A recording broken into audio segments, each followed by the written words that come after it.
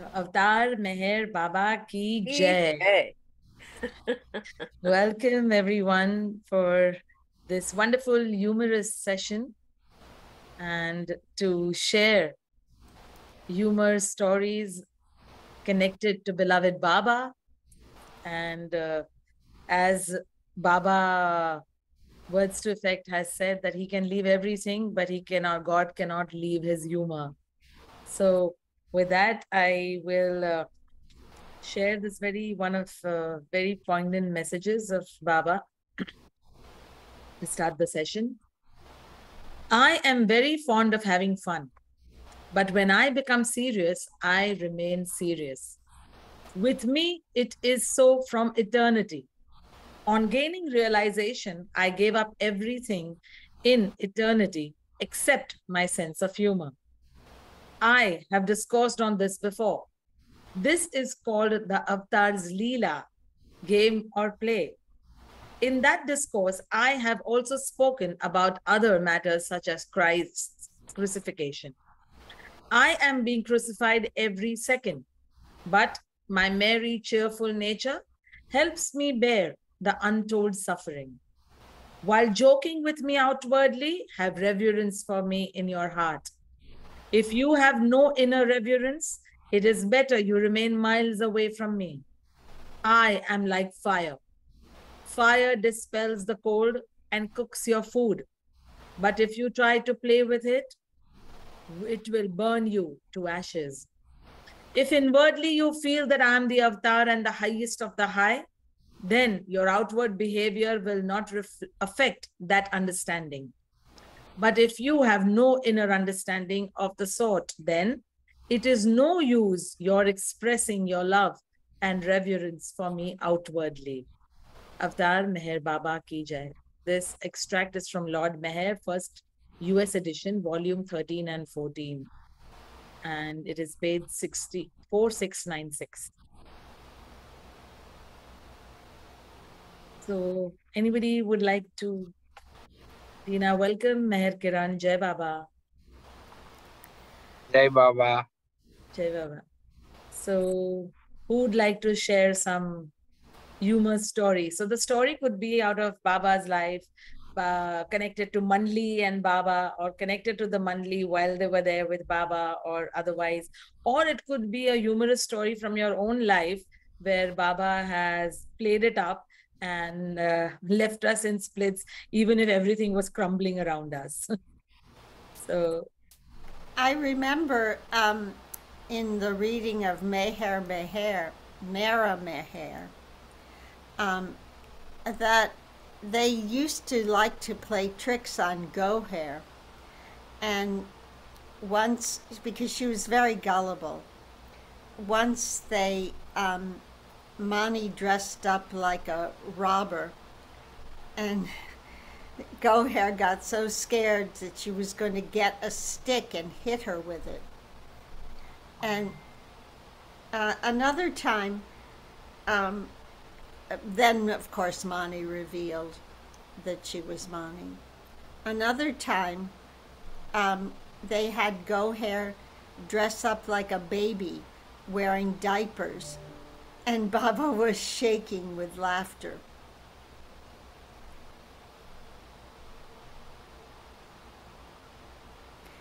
Those were some memories from Mera Meher.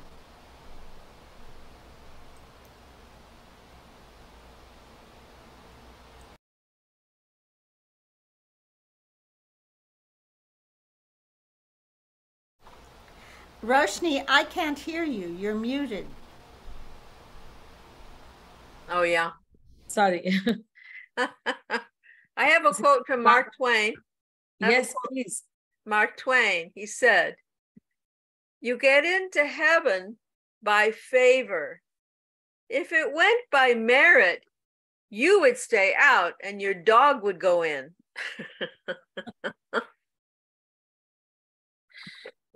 So this was a little thing where it said that Baba used to have one of the Mandli people read jokes every afternoon, and someone asked why he liked jokes.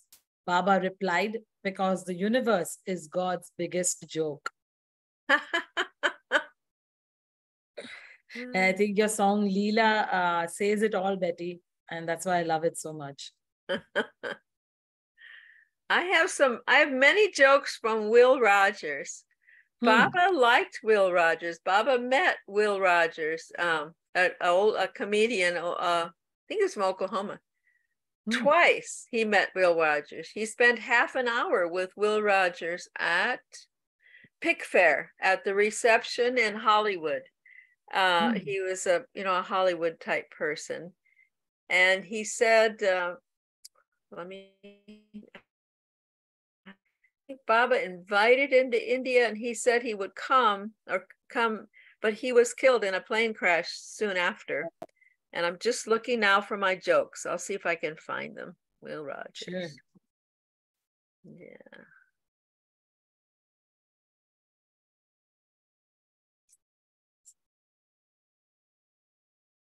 In the meantime, I'll share this small one, which is one of those funny stories with Mansari. That one day they were all eating ice cream. Baba told Mansari to go and stand at a distance from him. And he went on motioning further to her. And then when she was possibly at a good enough distance, Baba asked her, now open your mouth.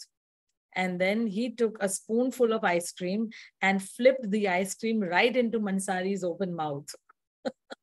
And he did that 3 times. Yes. Yeah. Okay. Let me know once you find the jokes. I found Will Rogers. Now this is the best one thing.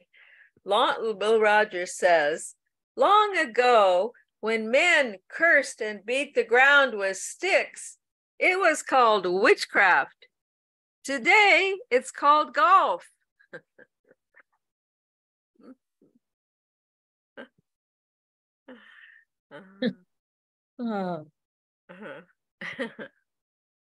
So one Jai story. Bahamaj. Yes, Meher Kiran. Yeah. So when I was kid, like let's say 90s. So 10 years maybe. And then my dad used to say on July 10th, have silence from especially 12 to 12:15, which is our lunch time. And I used to, make the announcement like in the class, because I used to be very busy childhood, and the lunch is especially, with my friends and all. I used to tell them, July 10th, today I will be silent. Don't, expect to talk.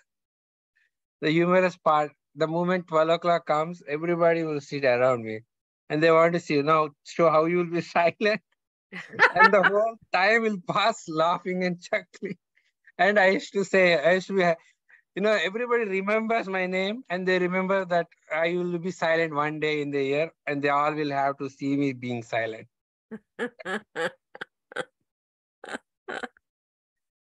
That reminds me of another Silence Day story. So we had gone, and there is one very, very dear Manju auntie who used to come for our satsangs, and Manju Chaturvedi. And in fact, her father had gone to Baba right on Amar Tithi, sitting at the Samadhi.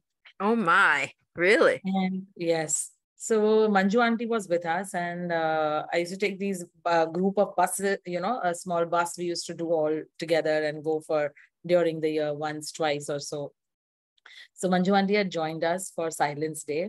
And I think Silence Day is the most hilarious day in Mehrabad, because you have like 10,000 people playing dumb charades over there and trying to get across the best of their skills with people throughout the day.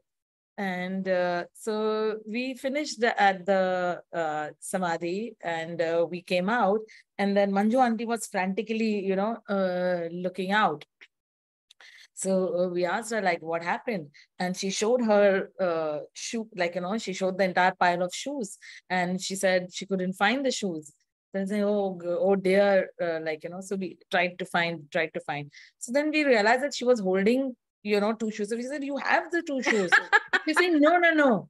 So what is the chances that another person has exactly the same sandals as hers, and has worn 2 left feet and gone, and 2 right feet are left behind over there. Like, this is not mine, this is not mine. And she's holding it. And this uncle who was there with us just on humor said, we have to find out everybody, So then she just slipped down her, feet into it. We sat in the bus and then we reached MPR because it is dinner time after the Aarti. And then this uncle typed on his phone that, Manju, go down each table and see if somebody has your shoes. And all were like heartily laughing. And then she actually goes, she's so sweetly holds her 2 shoes like this and shows everybody, then goes under the table trying to see who else has the same shoes. But what luck, it's weird that we couldn't even find anybody in MPR. So whether it was a local, God knows. But she came back to Bombay with 2 right feet shoes. It was so funny. And may Baba bless her soul, and such a loving soul. And every time she would be literally, that quote where Baba says, which is that to the effect where he says, nobody likes to see this ginger face or something like that.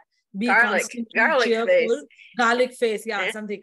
And so she would be like a literal example of that. Of anything, Manju auntie would have a perpetual smile and a hearty laughter.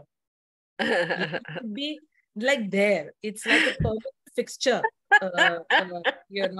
and she would wear these wonderful big glasses with a huge bindi, and we became very, very close. But the way we started off was also humorous.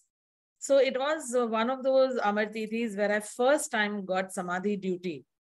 And I was there on the second round at midnight, while it was getting over. And the last few were in the line. And then we realized that people were going back, coming again, coming again. So one of the trustees, whoever was there, on the Samadhi order that day, told us, the volunteers, that, now we are shutting off. So make sure that nobody's repeating and keeping on coming, So he said, okay. So now Manju auntie is so, vivacious and vivid that you can't miss her with those wonderful glasses and colorful dupattas and things. So I was there at the door and I saw her coming once. So at least around 9-10 times, she went on coming, So when it was about to close and others were there in the line, I said, excuse me, auntie. I said, not one more time. We are just shutting now. So she just looked at me and she went away. And then she again stood in the line and came. So I felt bad, but I couldn't. And then they shut the line and then she couldn't make it. That last she tried again. Now that thing stuck with me very, very strongly, and I regretted that, like, who the hell am I to tell somebody not to go in? Like, when Baba has said that as many times as you can in this lifetime, come and put your head on the Samadhi. How am I telling somebody not to come just because I'm, partaking in some routine or as a volunteer? And I felt greatly disturbed for the months down the line. Wow. Now, one fine day, we have this satsang at my house every month, once a month, one Saturday a month.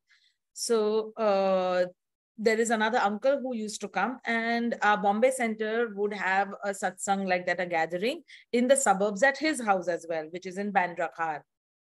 So one of the days, now I couldn't manage a lot of times because of my workshops and things, which were mostly on weekends. So there was this one fine Saturday like that, and I was not supposed to go, but I had this strong thing that tomorrow I have to go to Vinod uncle's satsang, and I canceled 2 meetings and I said I will go for this satsang. So I went for this satsang, and that thing was not at the back of the head because it was quite there, And every time when I would pray, I would say, like, Baba, once. So I prayed that at the Samadhi on Amar Tithi, that once make me meet this lady and hug her tight and tell her sorry. That Oh, I didn't mean to tell her not to go inside the Samadhi. wow. And I had never met her for months together. Neither had I ever seen her again in Mehrabad or anything. Now, this is almost quite a lot of months, and year ending that this Vinod Uncle Satsang is there. And I go there and all the singing and Baba prayers and all. Now, midway, usually all the people over there are elders who come. So they come much on time, and nobody is a late walk-in kind of a thing in Vinodji's house.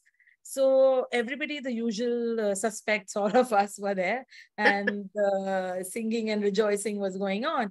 And then suddenly the door opens and in walks in Manju auntie. I still get goosebumps.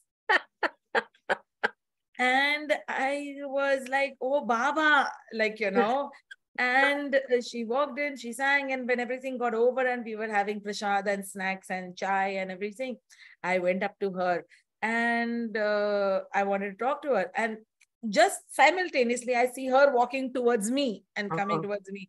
And so I had sung this song, which Baba had gifted the words.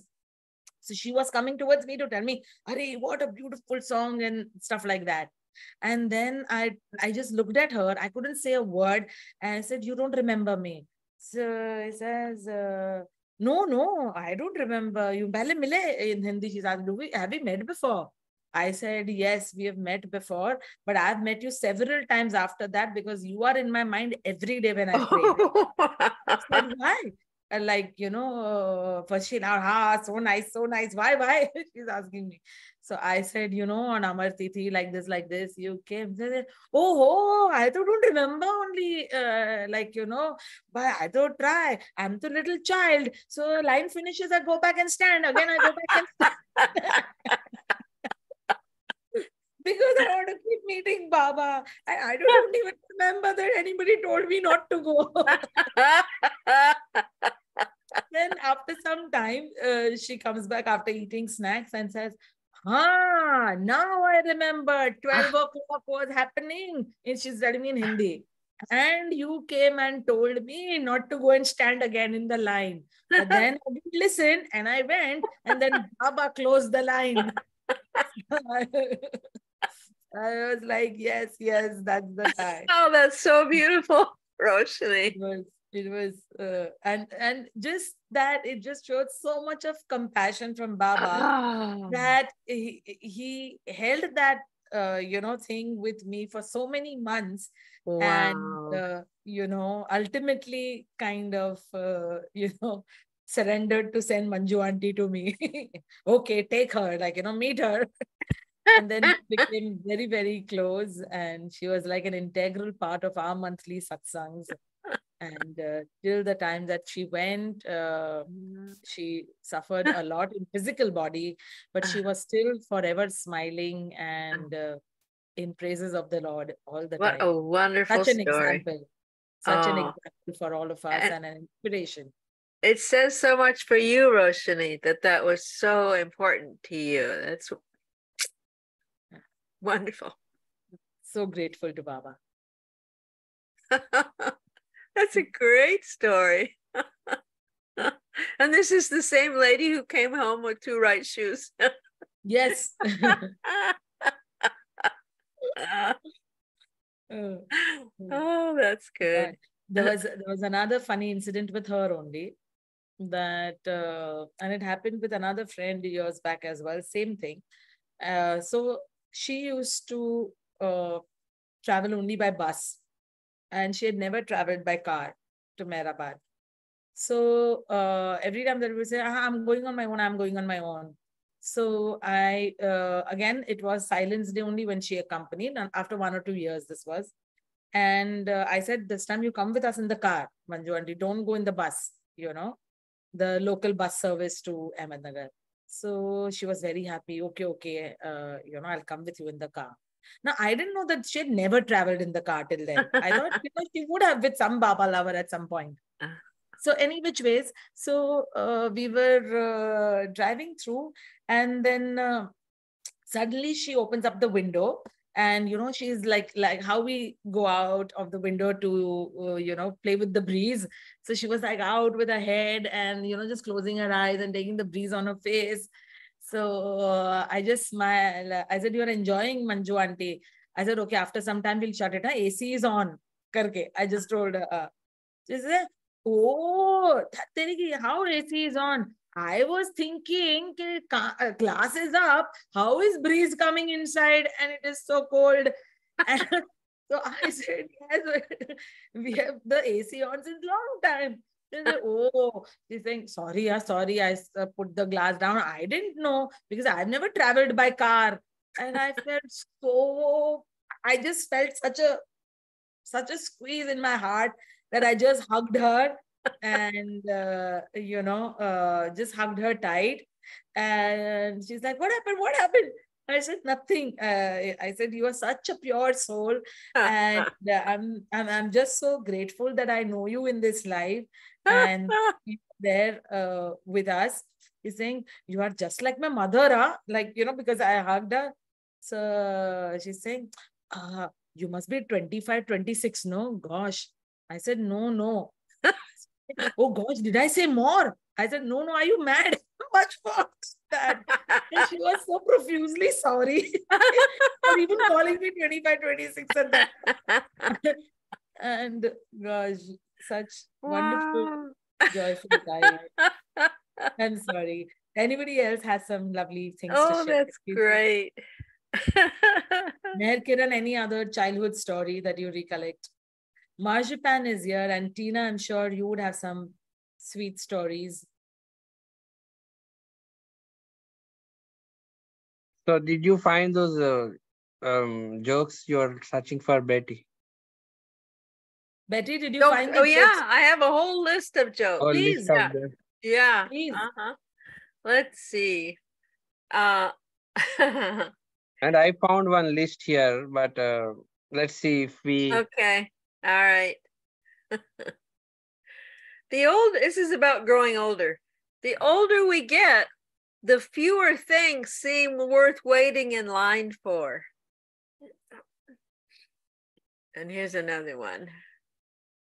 Eventually, you will reach a point where you stop lying about your age and start bragging about it. Oh, did you all hear that Bill LePage passed away this morning? Oh, no. Yeah. Oh, no. Yes. No. Yeah. Okay. Yes. Yeah. Speaking of, he was in his 90s. Yeah. Wow. Jai Baba. Was he in US or was he in Australia? Australia with Diana. 99 years old. 99? Really? Wow. Jai Baba. Never miss a good chance to shut up. There are two theories about arguing with a woman. Neither one works.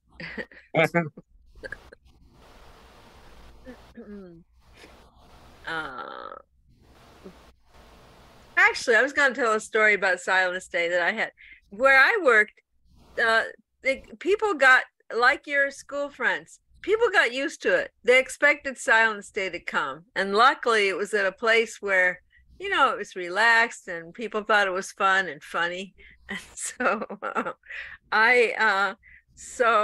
and I always warned them ahead of time. I said, today I'm going to be here, but, I can't talk on the phone and he'll write notes to me. And because they knew me, it was kind of fun for everybody, actually.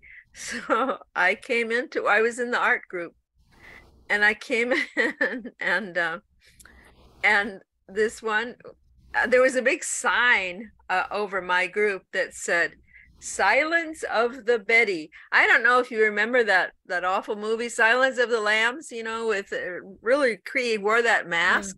Well, yeah. This girl that I worked with had ordered those masks and everybody had a mask on when I walked in. So, yeah, that was, I can't remember anymore but that was pretty special, I thought. There is one story my father told me.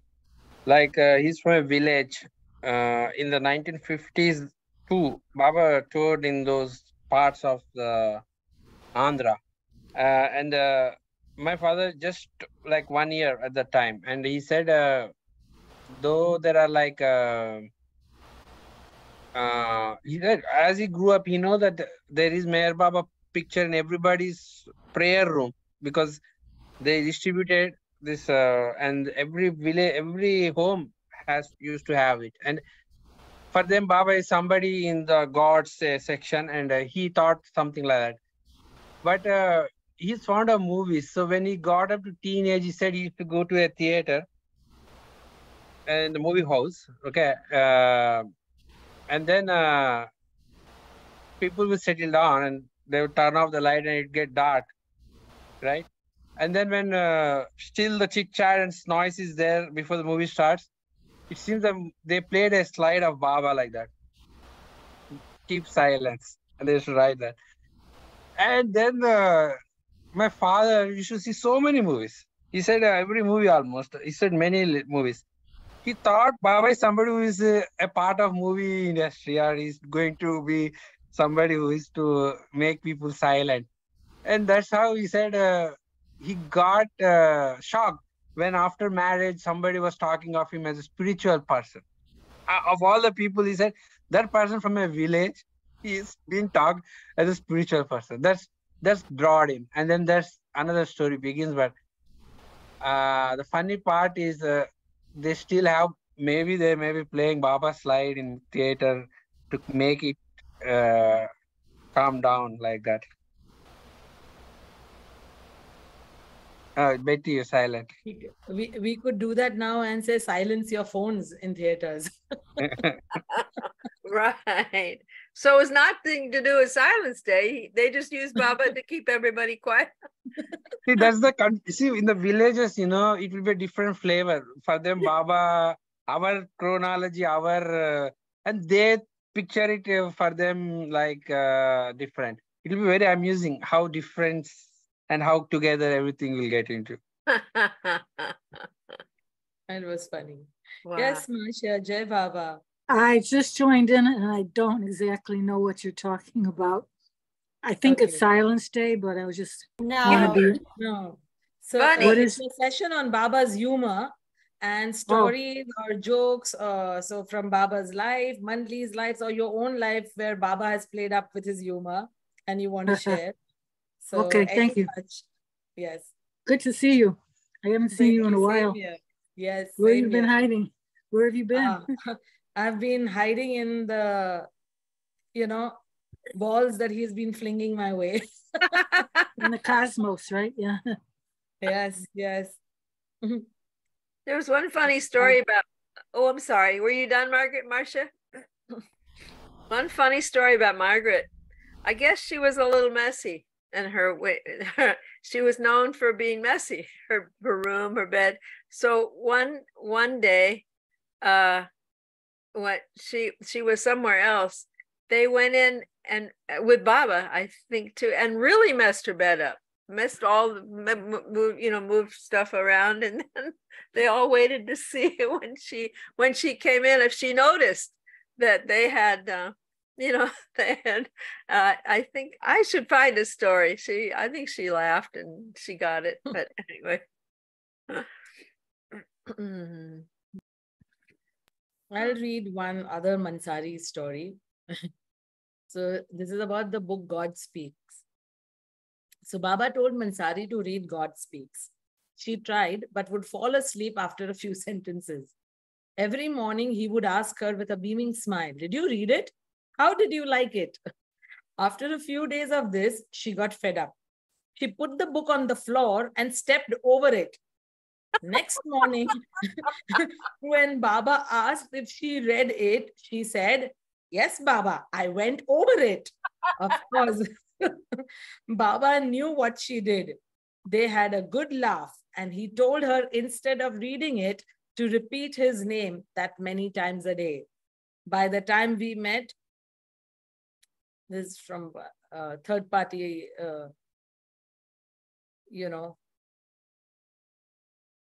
anecdote. So By the time we met her, she was in the habit of reciting his name when she would be sitting in the chair he sat on when nobody else was around. Jai Baba. Okay, here's a funny little story about from Kitty at Myrtle Beach at Dilruba. Bessie, let's see. Kitty wanted fried prawns for dinner. So in the morning, prawns are shrimp, you know. So in the morning, she gave Bessie, that was Bessie the cook, a handwritten list of what to prepare. To everyone's surprise, a mysterious looking brown entree was served. No shrimp in sight. When Kitty asked Bessie what the dish was, she replied that she had cooked fried prunes, just as Kitty requested. She had misread Kitty's handwriting. So it wasn't prawns, it was prunes.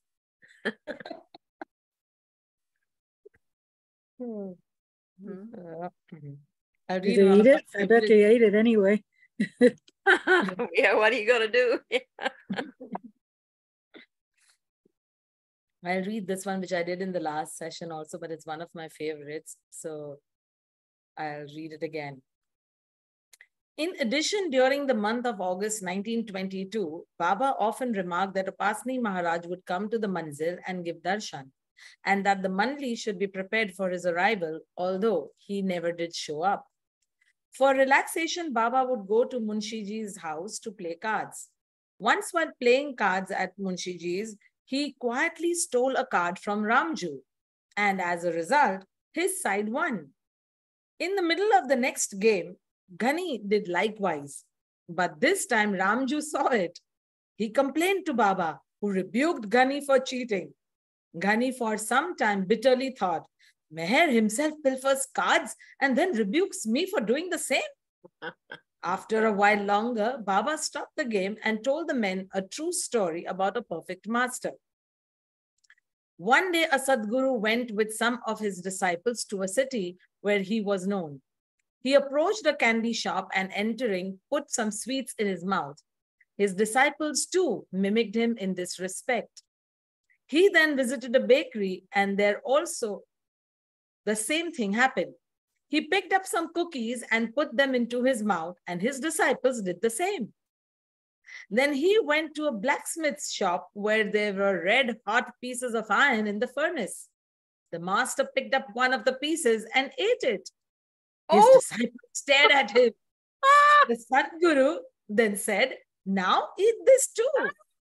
Not one dared move, and the master admonished, why did you do as I did? Are you parrots? Never do as I do, but do as I say. Wow. After hearing this tale, Ghani burst out laughing, and Baba asked the reason. He replied, I bow down to your knowledge.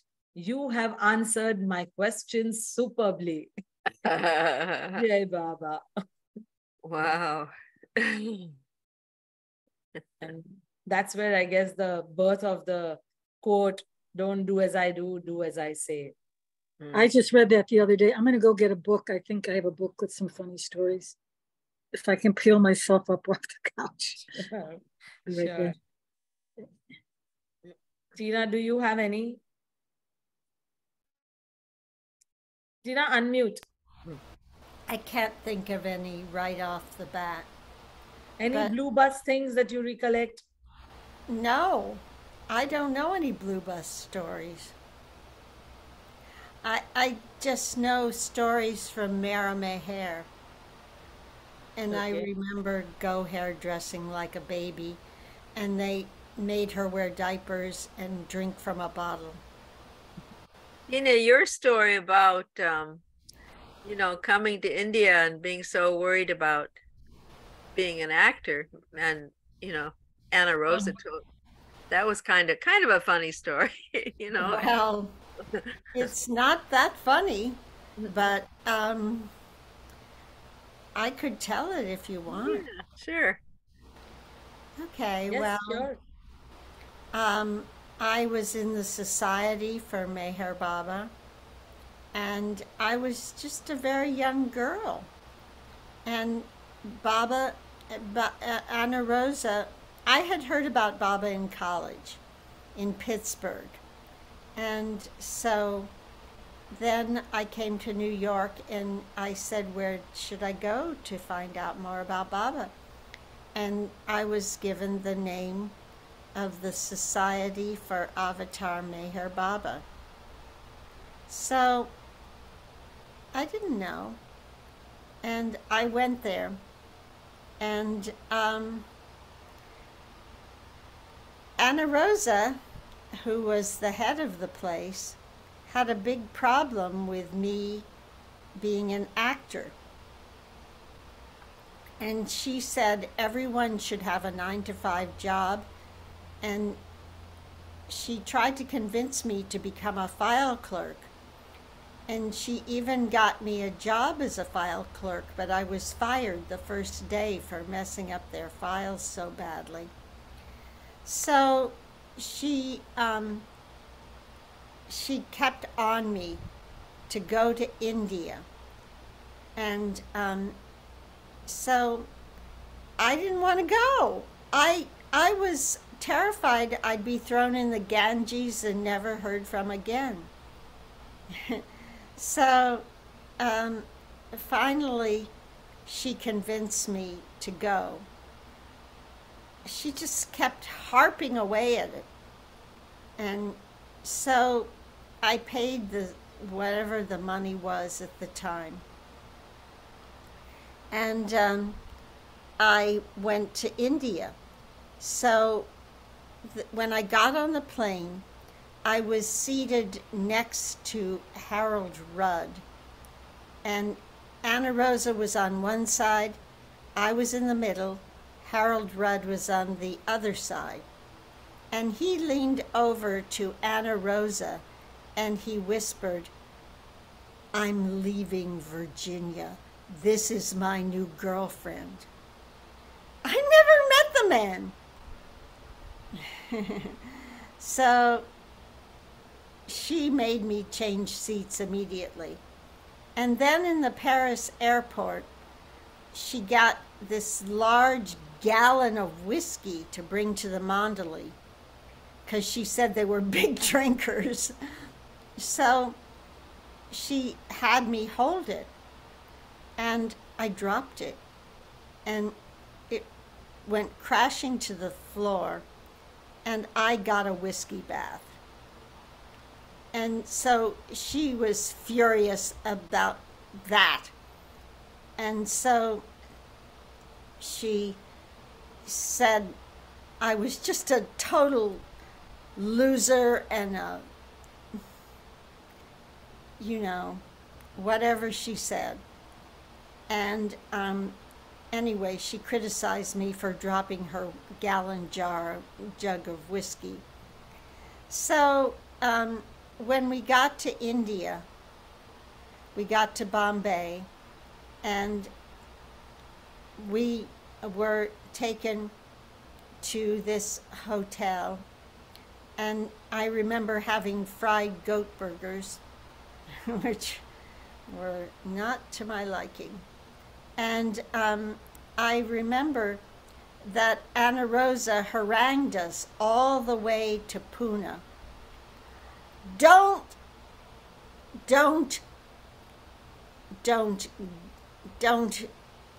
talk about anything. You're there for Baba. Don't socialize. Don't fraternize. You are there for Meher Baba. So when we got to the Ashoka Hotel, some Baba lovers came running out, "Jai Baba, Jai Baba!" And she said to them, "What are you, sex maniacs?" And so anyway, I just did not speak to the Mandalay because I didn't want them to ask me what I did. And I was terrified if they found out I was an actor, they would toss me out on my ass, as Anna Rosa had so plainly said. So I was on Seclusion Hill one day, and I saw Anna Rosa in a very big argument with a young man. And then I saw who's in our group, and he was a younger member of the group, under 18 probably. His name was Dan. Anyway, suddenly she flew into a rage and started beating him to the ground and kicking him and using all kinds of language that shouldn't be said outside the samadhi or anywhere. Anyway, she dragged him, two of her henchmen drag him down the hill, lock him in the Ashoka Hotel, and that was it for him. So later we found out that he had told her he wanted to stay in India, and she was afraid his parents might sue her because he was under 18. So I'm walking out of Marazad. It's my last day. I haven't spoken to any of the Mandali because I don't want to be questioned about what I do. So suddenly I hear Erich behind me. Miss, can you tell me what you do? No, he didn't say that. He said, what is your name? And I said, Tina. And he said, oh, very nice, Miss Tina. And what do you do? I said, oh, Erich, you're going to hate me, but I'm an actor. He said, oh, very, very nice. Baba loved actors. I said, no. Baba hates actors. He doesn't like them at all. And he said, where did you get that idea? Baba had a theater company before he was the avatar. And I said, well, Anna Rosa told me that if you found out I was an actor, you'd throw me out on my ass. He just looked at me and smiled and said, every family has a crazy relative. So that's my story. That was quite some story. Thanks, Tina. Like, I can imagine, Baba doing this. The very thing that you say, Baba, please don't let that happen. Please don't let them ask me. It will be right there in the face for it to come snowballing towards us. Inches away from a clean getaway.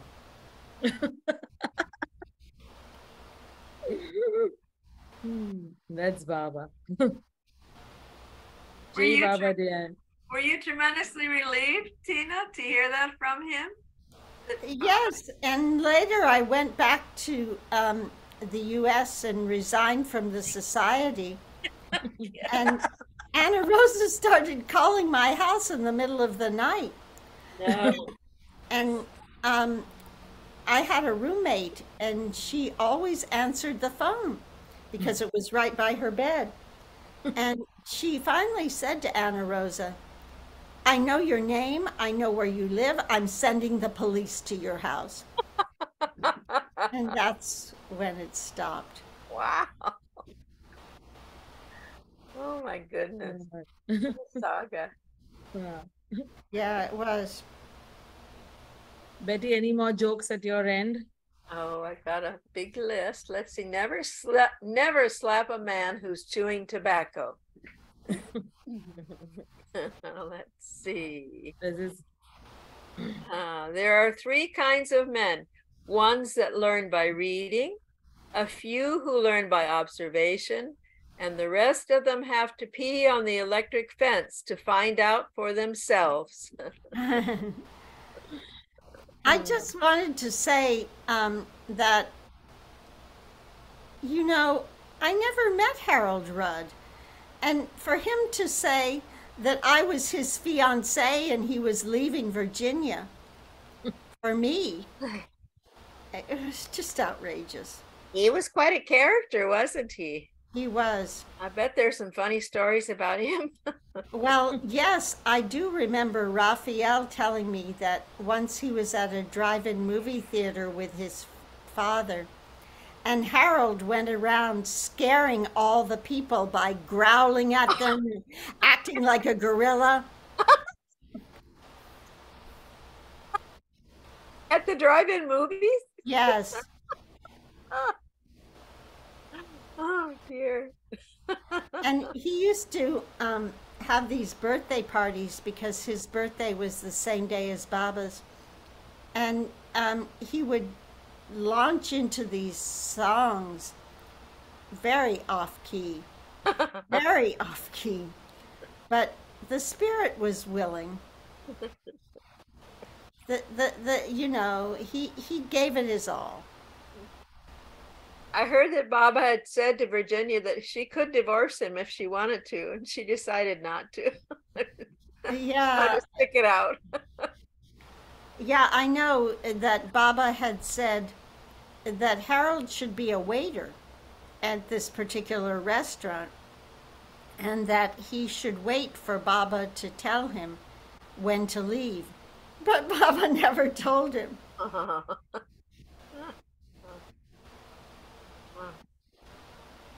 And she had this very respectable job. She was a respected professor at Yeah, she was a college professor. Yeah, yeah. There is this other one. So this one is about Baba's dog. Now at this time, Baba's pet dog was Chum. I call Chum a pet, but he was a very good watchdog too. And he loved Baba with such possessiveness that he would not allow anyone to come near Baba. There was a cow on the hill too, and this cow also loved Baba. We would send Baba bread to give to Chum, and when Baba would throw a piece of this to this cow, Chum could not stand it. He became so jealous of the cow that he would try to chase her away. But the cow did not want to go away, and she would go round and round the cabin with Chum, chasing her. Soon Baba could not tell who was the first and who was chasing whom. Every day, these two entertained Baba like this, and when he came out of seclusion, he told us about it. That's a good one. Then there's this one about Sheila Kalchuri, about Baba's Prasad. Sheila Kalchuri was brought back to Ahmednagar by Adi on 9th July and as promised was called to Mehrazad alone on the 11th. Baba sent instructions that Rama should cook 9 eggplants and send them with Sheila. At Guru Prasad after her operation, Baba had a mixture of bananas, milk and figs made every day, which he used to give Sheila with his own hands. He remarked it was nutritious, urging her, "Eat this, it is my prasad. It will help you to regain your strength quickly." Sheila had tasted it but thought it was repugnant. She felt as if she would vomit. She asked Baba if she could go out and eat it, and he permitted her. Once alone, she poured the mixture down the bathroom sink. Every day at 4 p.m. in the hall, Baba would give her a bowl of the mixture, and each day she would go outside, dutifully take 1 spoonful, as it was Baba's prasad, and dump the rest. After a week, she asked Baba if he would give her each item separately, not mixed together. And Baba replied, "Of course, you can have the bananas, figs, and milk separately. You want it that way?" I'm happy to give you what you like. I am so happy you told me the truth. On the 11th, Sheila arrived at Mehrazad, happy and proud that her mother and brother were not accompanying her. Baba was loving as usual, and at lunchtime, the table was laden with several delicious dishes. Sheila thought, how lucky I am to be having lunch with Baba today, and so many good things to eat. Baba asked if she had brought the eggplants, and Sheila handed him the dish, thinking he would give her some. Baba motioned to her to bring her plate, and she happily thought how much luckier she was as Baba was going to serve her. In front of Baba was a huge bowl of the milk banana fig mixture, which Baba was eating. Sheila was shocked when Baba doled out a large portion of this to her. Baba remarked to Mehra, "This is so delicious. I love this mixture. And look, baby loves it too. Right, baby?" Sheila could only smile and shake her head in agreement. But although she said, "Yes, Baba," inside she was saying, "No, Baba, I do not like this at all. But I know why you are giving me this punishment." Oh, With no. every bite, Baba would comment, "See, Mera, I like this. And baby also likes it." She she finished the amount quickly, and Baba called her to him again. This time, he dished out an even greater amount of the same concoction. Sheila was aghast. She returned to her seat and slowly began eating it, asking Mehru for a glass of water to wash the awful mixture down her throat. Previously, she had been happy that her mother was not with her. Now she regretted her absence, as she could have whispered to Rama to tell Baba how much she disliked it. Sheila somehow finished swallowing it, and Baba remarked, "Even if I give you poison, it does not matter, since it is my prasad. Take it as nectar and swallow it. It is only due to great fortune that one gets prasad from my hands." Thus, Sheila, a young teenager, learned a valuable lesson and lamented for what she had unknowingly done at Guru Prasad. Avtar Meher Baba ki jai. Wow. It sounds good. Figs, bananas, and milk sounds kind of good. Yeah. Yes, Masha. We all have our preferences. Yeah.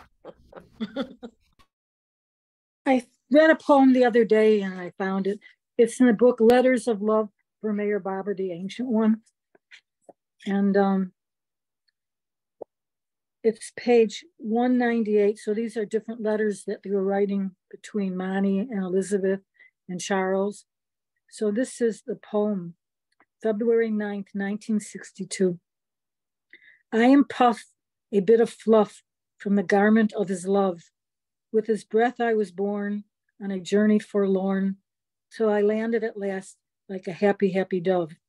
In the home of his own, where only love I've known, from sweet Wendy, her brother, and Jane. Even Buff, who looks rough, is more gentle enough, for I am Baba's kitten, though vain.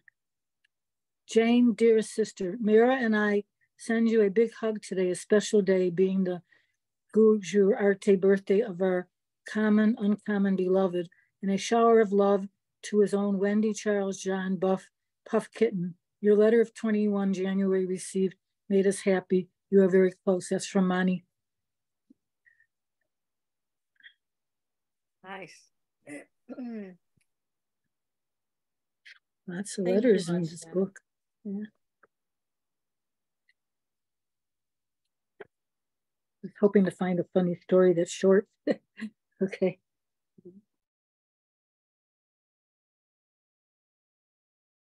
There's this very sweet, funny poem by Irwin Luck.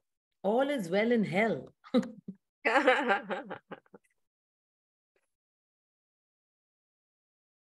Where is hell? No one could tell me where it is. Only dropping dead is necessary to get there. They say the underworld is a dark place. The sun does not shine there if you like light. This will be your first disappointment. Not everyone is welcome. There is a strict application process. You need to be qualified. If you are merely a bad person, you won't get in. Maybe you like to swear a lot or tell people off or get a high off of playing all sorts of mischief on others. Maybe you like cheating in cards or kissing someone else's wife. There are earthly remedies for these infractions, but that won't allow you to go to hell. Even if you drop dead, which happens to be the first requirement. Things can get pretty rough on earth too, but hell is a special case. Picture this, being boiled alive for 1,000 years. Wait, you're already dead, so that won't work. If you want to get in, you have to do better than that. Application will ask you to check if you were a serial killer, murderer, warlord, torturer, or other. These are the ones who did horrible things on earth. If they had to go to some heaven, they wouldn't know anybody. For them, hell is a better place. Once you get in, it will seem like an eternity. Einstein was right. Time is relative. A minute can seem like time has stopped and will never end. All is well in hell. That's because the great God of love visits here too. He doesn't care what you have done. To him, you live in imagination. Heaven, earth, or hell, you are rowing your boat in his dream. You want out. He says, stick to me. Do as I say. Then wherever I go in this vast creation of mine, you will go too. Jai Meher Baba. Good one. What a good poem. Wow, everyone is funny. Ah. Yeah.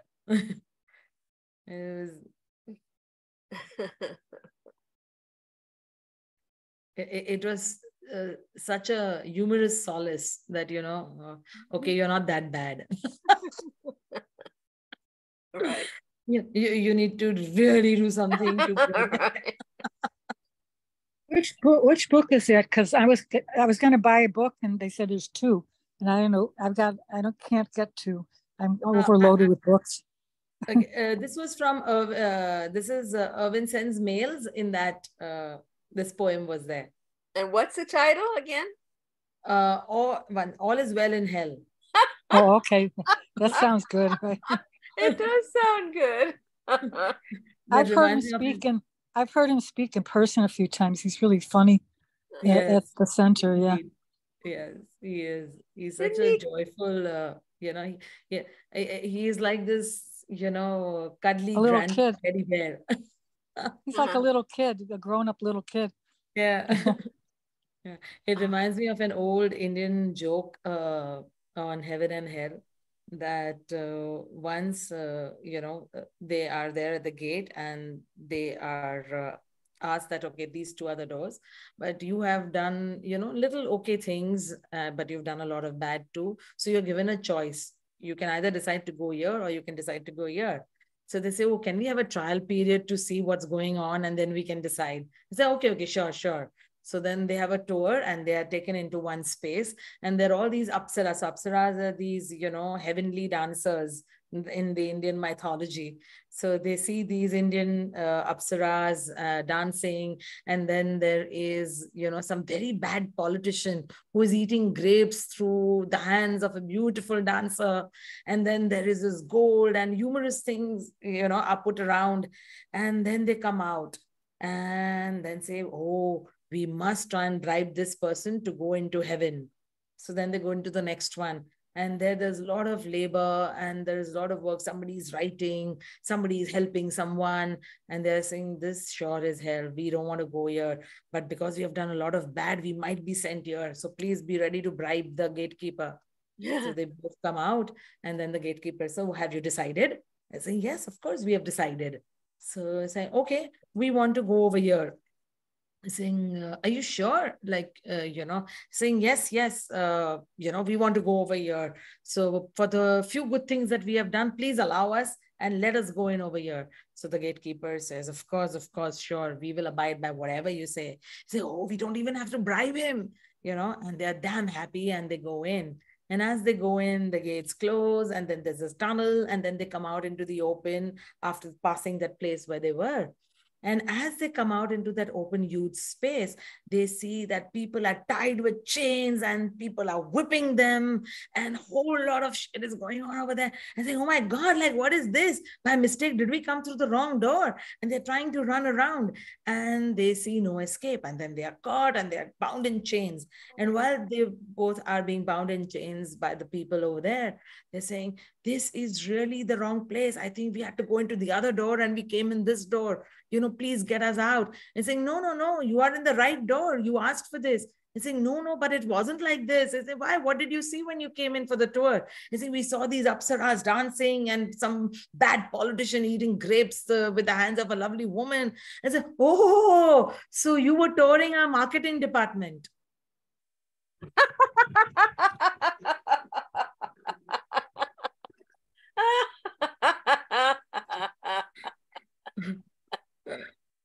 Oh no.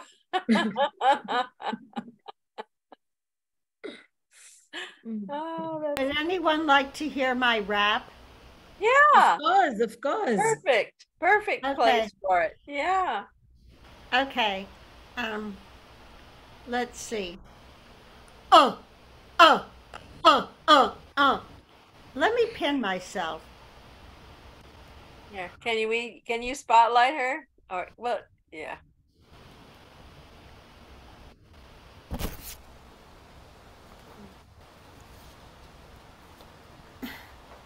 I don't know where to put this paper. Anyway. There's a homeboy named Marijuana, and he be a little whack from a kiss upside his head. And that a fact, Baba John done smooch him. It ain't no joke. He conk out, seem like he gon' croak. Marijuana's mama asked Baba John, what you did? I wanna know what up with my kid. Seem like you done mess up his life. Fix him up now, or I'll cut you with a knife.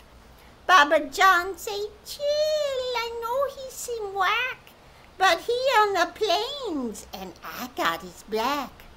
But dog for months and months, he don't eat or sleep. He bang his head on the floor, and he knock out his teeth.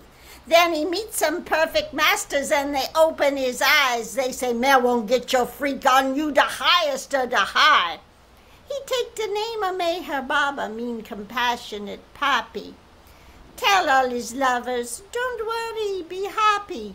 He give Georges to the poor, and he wash a lot of feet, build a school, write a book, and give his peeps treats.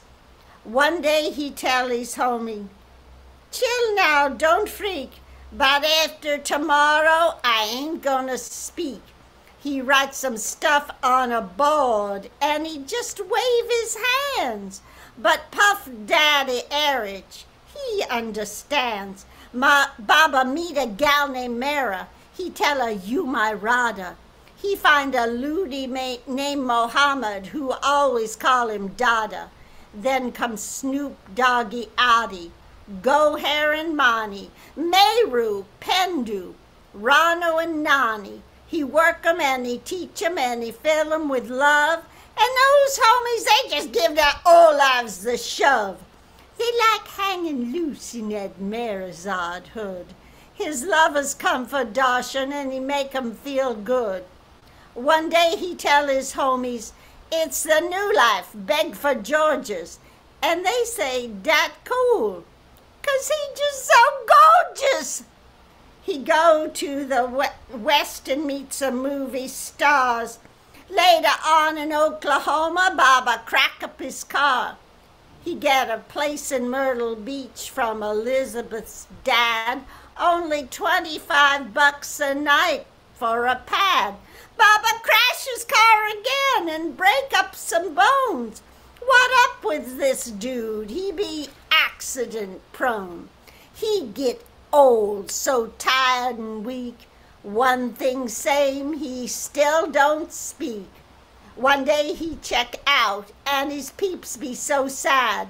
But they know he in the hearts, he always be the big dad. Yes, indeed, he's the main man. That's brilliant. I love that. I was super awesome. One of your best works, Tina. Yes. I like to write the funny songs. Yeah. And you won't believe this, but I was going to ask, I didn't remember the name of the song. And I twice thought I will ask you right now. I will ask you right now about singing that rap, which was a funny thing on Meher Baba. I didn't remember, but I remember like ages back during Aarti times, once you had sang it. Right, yeah. And I'm glad that I read your mind. He made it happen. Yeah. Is there time? One small one. Yeah. So I was searching and I found this letter, a reply by Eruch, written 1979, October 24, Meher.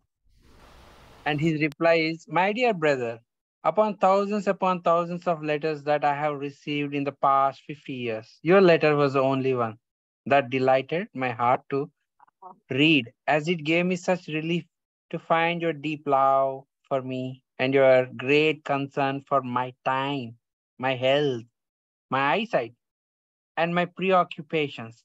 May beloved Baba bless you for this." Signed, Eruch. Now, what was the original letter?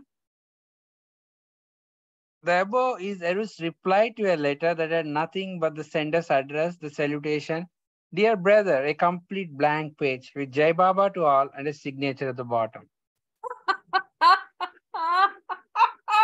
That would be my kind of letter. I would just not know. I would just at least want to say something. And Eric just thanking him for sparing him his eyesight. But read again what Eric said. Can you? Eric, yeah. Okay, we'll put him on spotlight. My dear brother, upon thousands of letters that I have received in the past 50 years, your letter was the only one that delighted my heart to read, as it gave me such relief to find your deep love for me and your great concern for my time, my health, my eyesight, and my preoccupations. May beloved Baba bless you for this. Is this letter online? Yes, I can just give it in the chat where I found it. Yes, yeah, give us please give us the link. And this letter said only, what did it say? And the original letter is this. The above is Eric's reply to a letter that had nothing but the sender's address, the salutation, "Dear brother," a complete blank page with Jai Baba to all and a signature at the bottom. You know, when you see these YouTube videos of Baba, you see there are 10,000 comments, and I click on them. Everything is Jai Baba, Jai Baba, Jai Baba.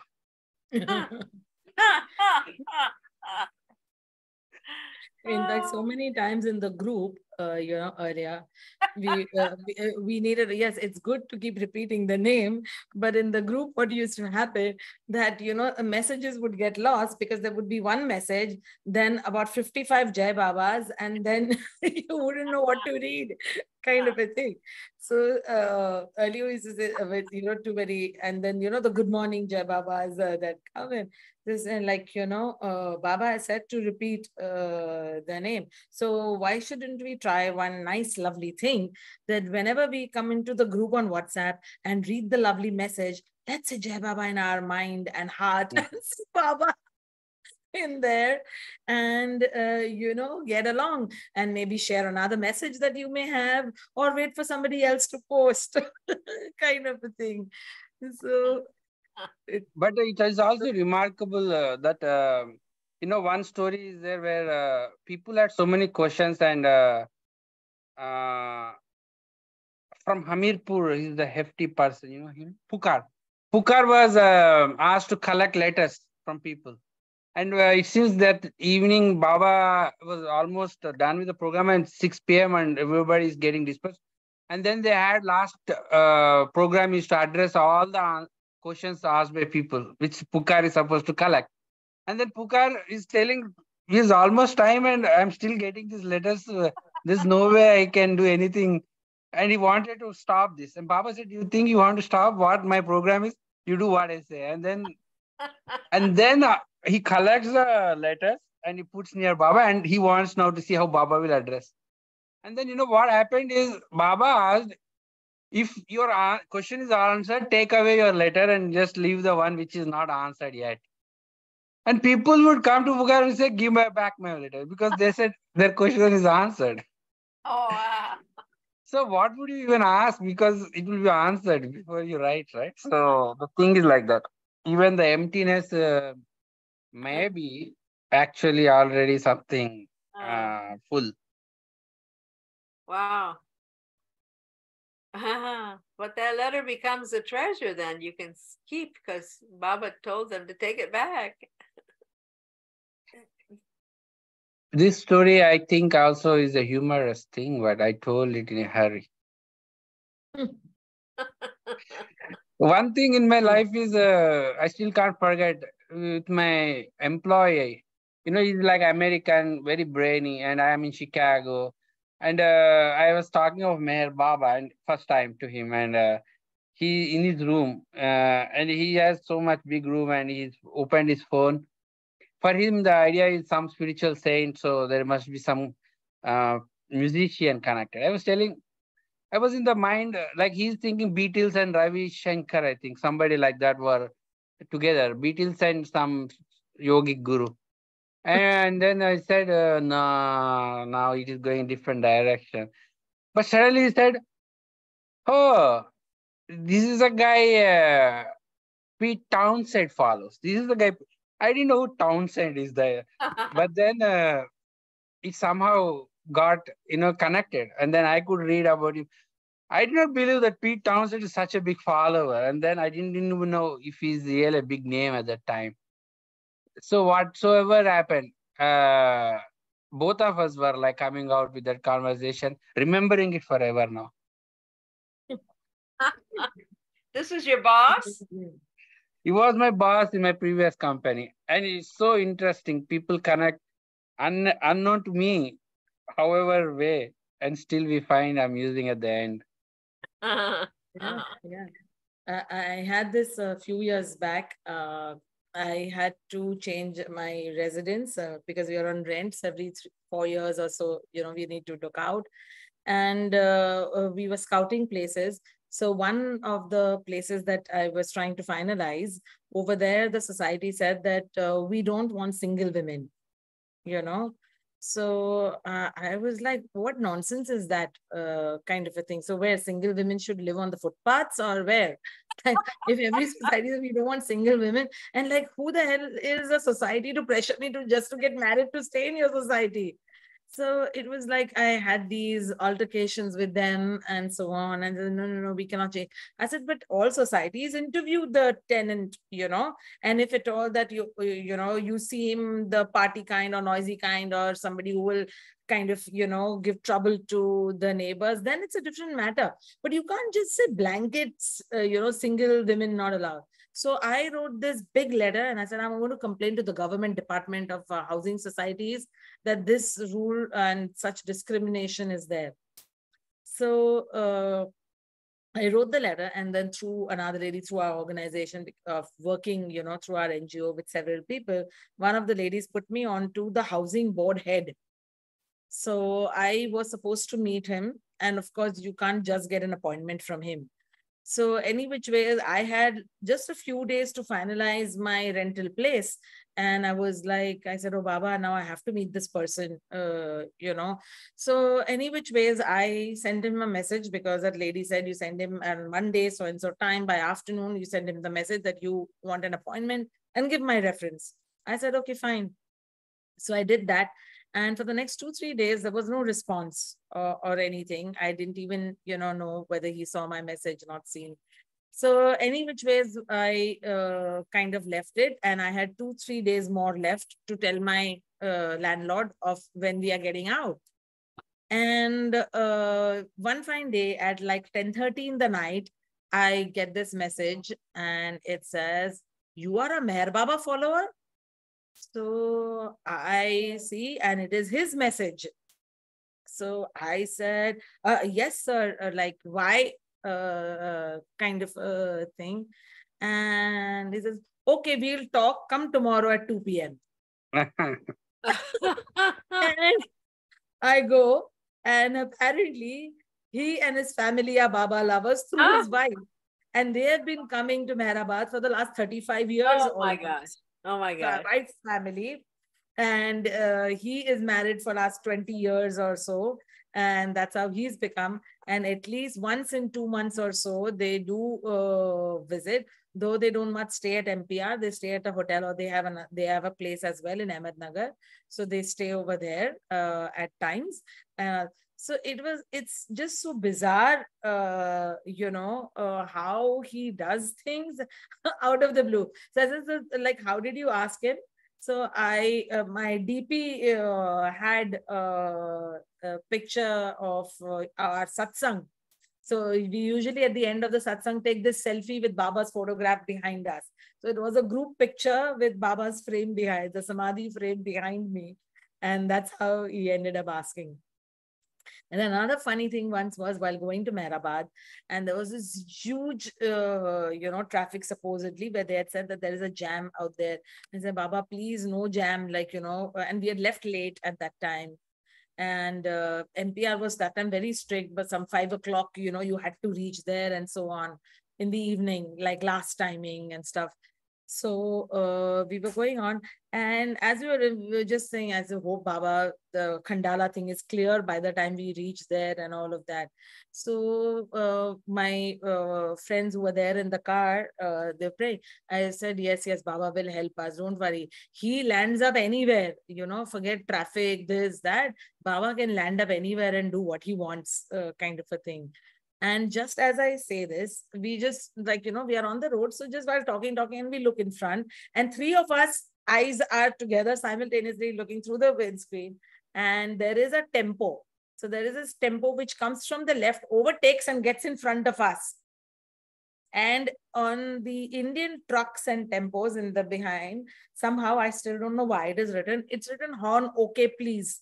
So I've never known why it is written really, So over there was not horn, okay. So it was horn, meher, okay. I was like, what is that? That is like never ever seen or understood. And all trucks, Meher Kiran might know of the truck, this, thing on the trucks behind. I don't know if through villages and, trucks and tempos having this plate behind them. Horn, okay, please. And this is horn, Meher, please. And we just burst out laughing. And literally you say it and there he is. Did you get there in time? Yes, we got there in time. Wow. Then another funny story of not getting in time. Last, I think, for today, before we close, unless somebody else has any closing lovely story. So this was my first time that I got this urge to take a bus to Mehrabad. And, no, it was a second time. I'd already taken one bus, and this was a second bus after a long time. And we were about 35 of us, but the average age was the youngest one. So the average age was 50 to 83.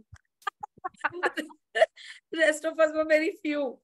And it was the Independence Day weekend, which is 15th August, that is coming up. And we were going for Dhuni right up to Independence because of the holiday, and Saturday, Sunday is coming. So we were there, and that time Phil Scott was there working at MPR. Susie, Phil were there. And it was raining like crazy. Crazy is like an understatement.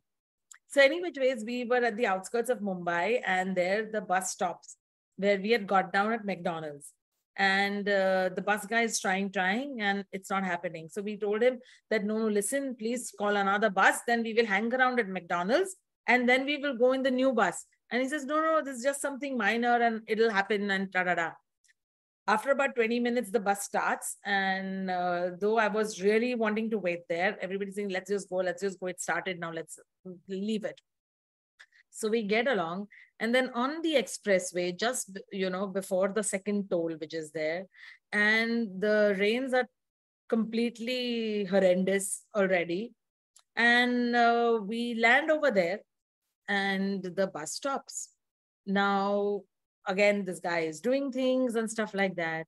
And then he says that something major has gone off and it's not repairable, till it is sent to the mechanics and stuff like that. And I said, what the hell now, from what we will do in the middle of the road and da-da-da. And just, for almost from afternoon, and we went through a big jam and all, that is part of the story, but nonetheless, so this is afternoon now, around 12:30, 1 o'clock. And the bus stops. And we are in touch with Phil and all of that, again, the timings to reach Mehrabad.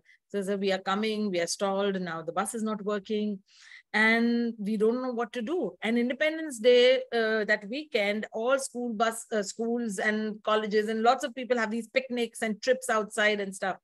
So everybody was frantically trying and there was no bus available. Then we got onto these telephone services of bus services and stuff like that. And we're just praying, Baba, please tell who to call. Please let him have the bus. And then one person out of the 2-3 which were there, we called up and he had the bus.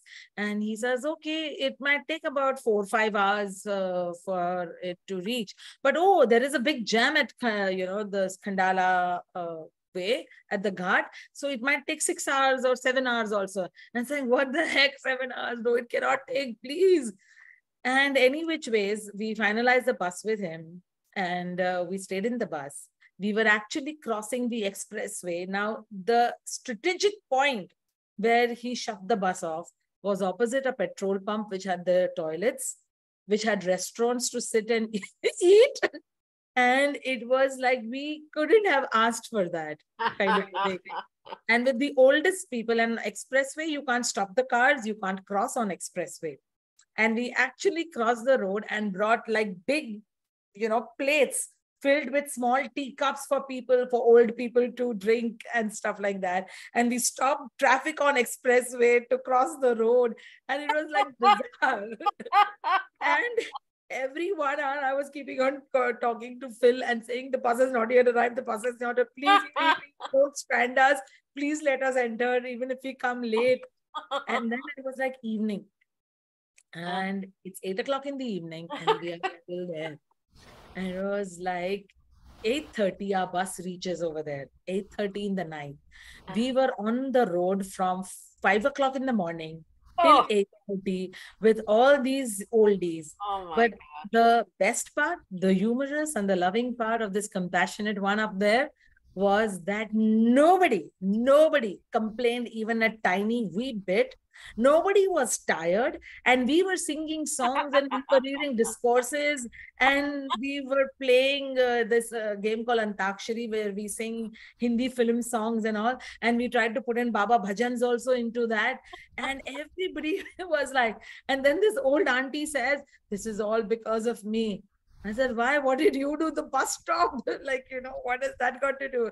They're saying, no, yesterday I was talking to Manik auntie and I was telling her that, it is a lot of fun to go in bus with Roshani. And it is exactly like school picnic and all kind of a thing. But the only thing, our school buses used to stop and get spoiled. Over here, we go aram se to Baba. And then it was. So everybody started laughing. Said, oh, you asked for the bus to stop so that you feel like a school picnic. We all just laughed out.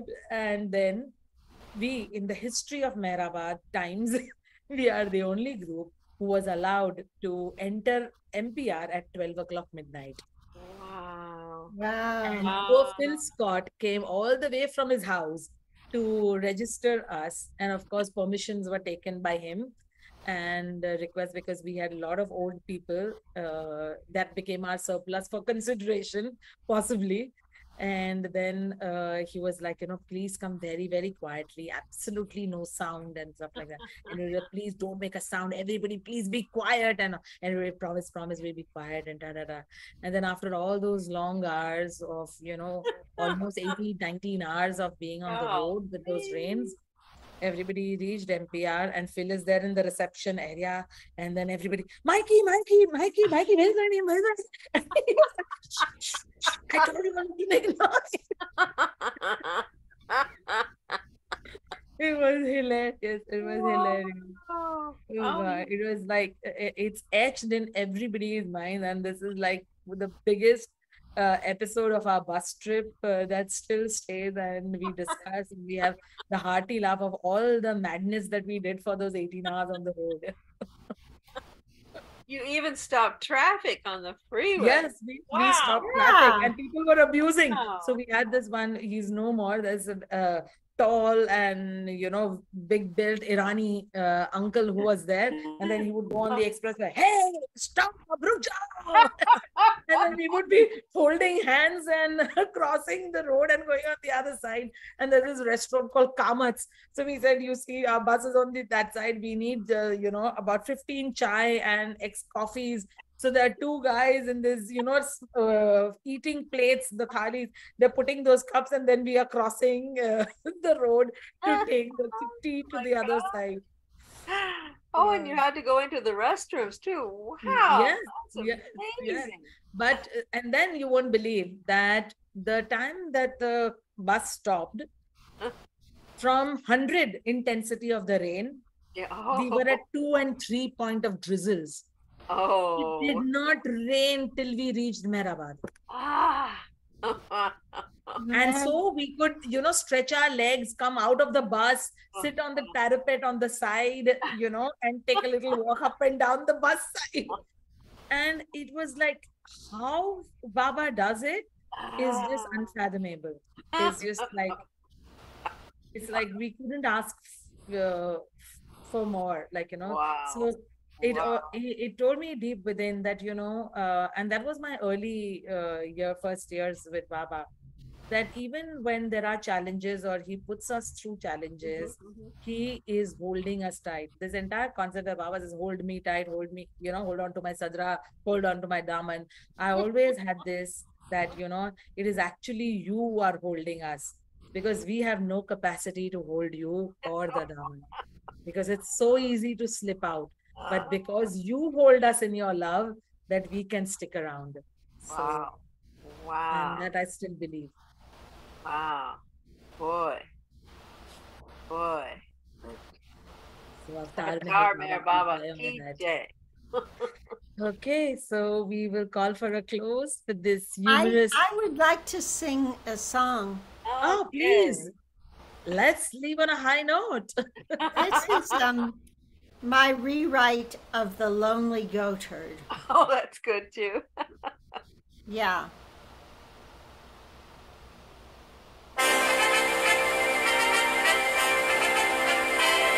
On Seclusion Hill sings a lonely goatherd. Ba ba ba ba ba ba ba ba ba ba ba.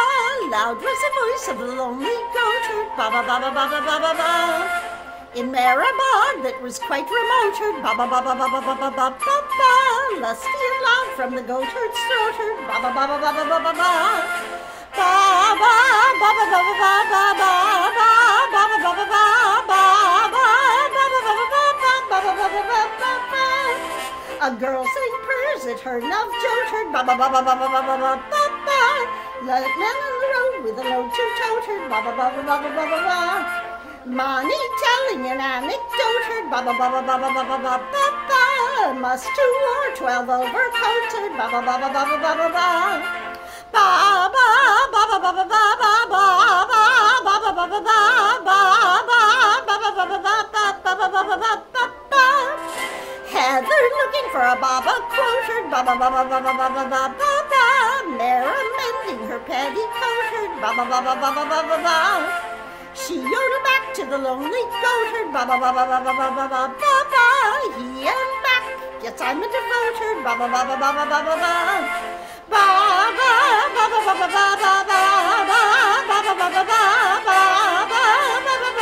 Baba Baba Baba. Soon all the folks in the valley remote heard Baba Baba Baba Baba Baba and his name echoed from their throats heard Baba Baba Baba Baba Baba Baba Baba Baba Baba Baba Baba Baba.